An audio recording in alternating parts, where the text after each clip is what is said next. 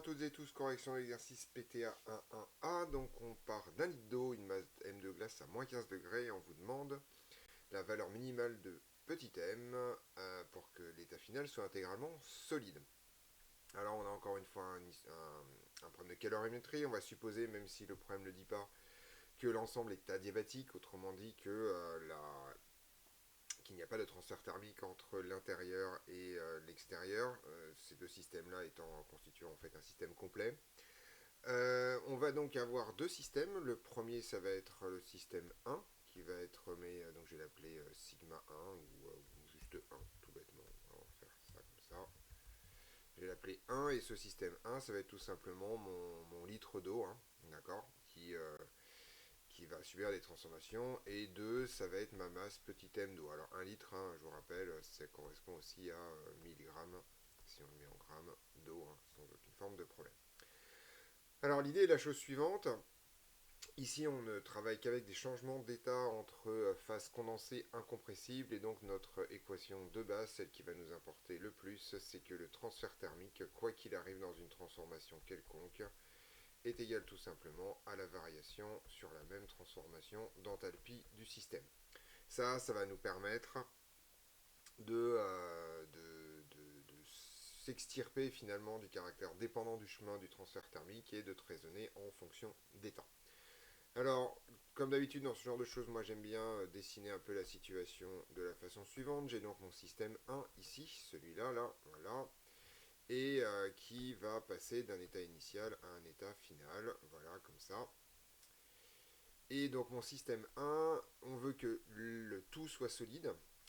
Alors tout est solide, ça signifie que grosso modo, vu que c'est une masse minimale, il faut que l'eau liquide passe de 15 degrés à 0 degrés, enfin passe de 15 degrés liquide à 0 degrés solide. Et que la masse M de glace ne fonde pas. Et au minimum, elle va monter à 0 degré. Donc grosso modo, en fait, j'ai mon système 1 ici, d'accord. Voilà, ça c'est mon système 1, et il va donc passer de 15 degrés en état liquide à 0 degré à l'état solide. Et ceci va lui coûter, enfin en fait, va constituer une variation d'entropie que je vais appeler delta H1, puisque c'est la variation d'entropie du système 1. Mon système 2, lui, il va lui arriver beaucoup moins de choses. Je vais le mettre en bleu. Voilà, mon système 2, il va faire une transformation intéressante. Donc c'est pareil, je vais faire mes deux petits carrés. Mon système 2, en ce qui le concerne, il va passer d'une température de, donc c'est une masse M, il va passer d'une température de moins 15 degrés à l'état solide. Et il va se retrouver, c'est un 5, il va se retrouver à 0 degré sous format solide également. Donc, et ici, le système 2 va, durant cette transformation, avoir une variation d'entropie qui va être delta H2. Voilà. Alors, ce qu'on sait par ailleurs, c'est que l'ensemble étant isolé, le transfert thermique total vaut 0. Comme le transfert thermique est égal à delta H total, delta H vaut 0. Comme H est additive, et bien en fait, on se retrouve avec le fait que delta H total, c'est égal à 0. Et comme H est additif, ça c'est delta H1 plus delta H2. Alors ça, c'est assez compréhensible, hein, ça vous raconte grosso modo que toute l'énergie dégagée par le système 2, toute l'énergie absorbée par le système 2 pour se réchauffer va être en fait dégagée par le système 1 qui lui va se refroidir. Alors il y a un des trucs faciles à calculer, c'est delta H2. D'accord, ça, delta H2, c'est assez simple à calculer, tout simplement parce qu'en fait, c'est simplement un système qui se réchauffe sans changer d'état. Vous voyez qu'on est dans le même état au début et à l'arrivée. Il se réchauffe de 15 degrés pour une masse M. Voilà. Et donc cette masse M, c'est tout simplement M multiplié par la capacité thermique massique de la glace multiplié par delta T, à savoir 15 degrés. Je le laisse en version numérique, ça m'évite d'introduire des notations supplémentaires. Voilà. On ne connaît pas M, d'accord. Par contre, CG, ça vaut 0,5 calories par gramme, par gramme par Kelvin. Donc on peut tout simplement, si on a envie, dire que c'est M multiplié par 7,5 joules, enfin calories, pardon, qui multiplie des grammes moins 1 si on a vraiment envie de faire ça jusqu'au bout. Voilà. Delta H1 par contre est compliqué à calculer puisque on change à la fois de température et d'état. Et pour ça on n'a pas de relation dans le cours pour faire ça. Mais comme H est une fonction d'état, en fait ce que je vais pouvoir faire, ça va être assez simple. Je vais en fait décomposer cette transformation en, en une étape supplémentaire. L'étape supplémentaire elle va être ici. En fait je vais d'abord refroidir mon eau à 0 degré tout en la laissant liquide. Donc là, c'est un simple refroidissement. Et ensuite, je vais tout simplement la faire changer d'état à 0 degré. Donc ici, j'ai donc ces deux transformations-là.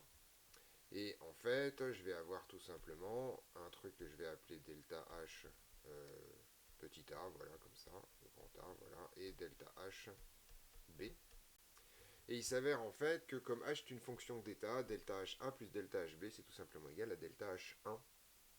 Voilà, puisque delta HA, c'est l'enthalpie de cet état moins celle-là, et delta HB, c'est l'enthalpie de cet état moins l'enthalpie de celui-là, et par somme télescopique, on se retrouve avec delta H1 égale delta HA plus delta HB.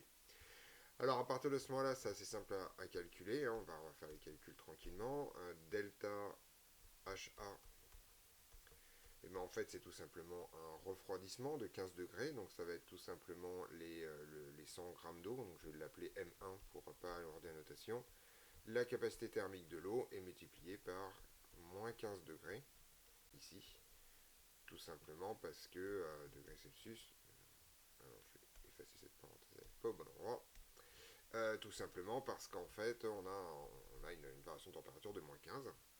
Et delta HB, bah, c'est extrêmement simple, c'est en fait une solidification totale, et donc en fait c'est une antifusion, donc ça va être tout simplement M1 multiplié par l'opposé de l'enthalpie de fusion, donc LF, comme ça, à 0 degré.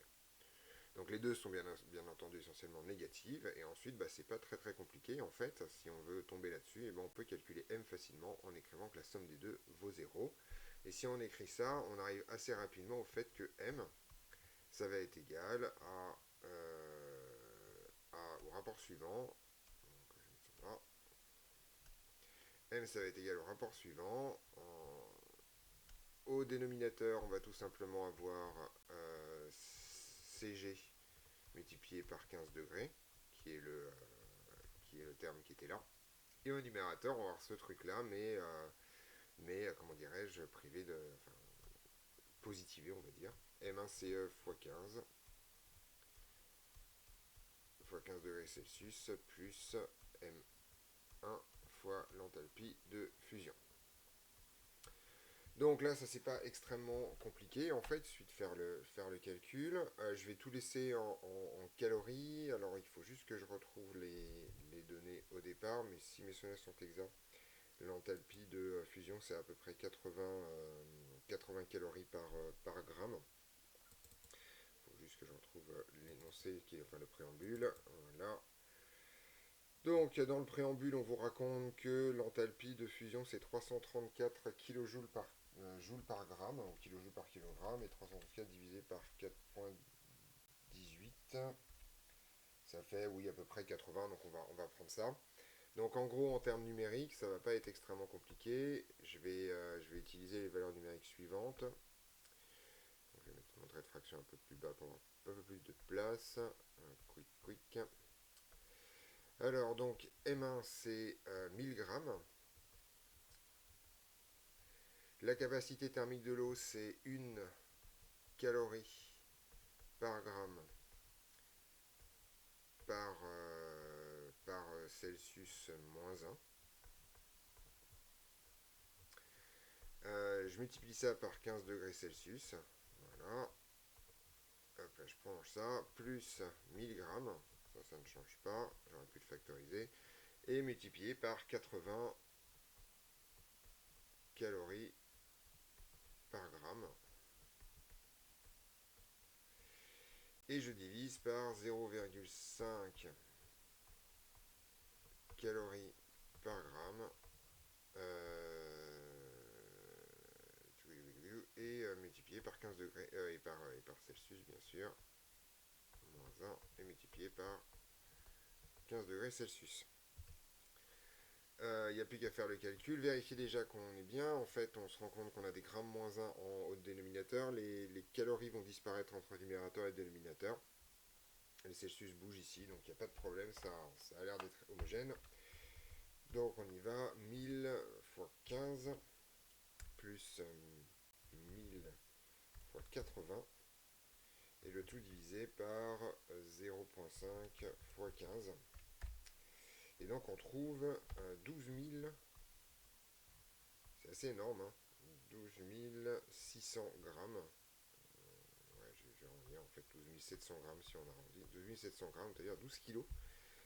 C'est beaucoup, mais ça me semble tout à fait normal.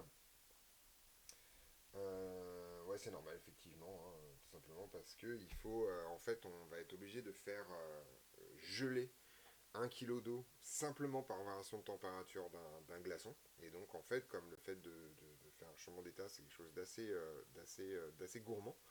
On a 80 calories là, ici, dans cette histoire. Et ben, en fait, il faut une quantité relativement considérable de glace pour faire ça. Donc, il faut 12 kg de glace pour réussir à réaliser cette opération, à savoir réussir à faire se solidifier donc notre kilo d'eau dans cette histoire. Si je ne me trompe pas, l'exercice ici est terminé. Voilà, et donc on se retrouve dans d'autres vidéos pour d'autres corrections.